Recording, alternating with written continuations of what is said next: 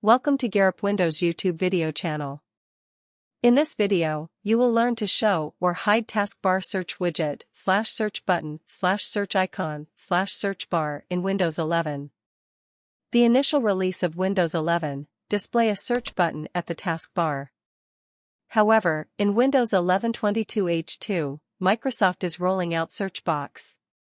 When you hover mouse over the new search icon on taskbar, nothing will appear.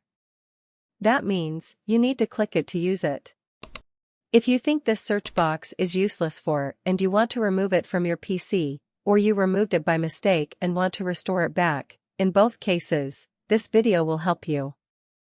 It is quite easy to show or hide search button on Windows 11 taskbar.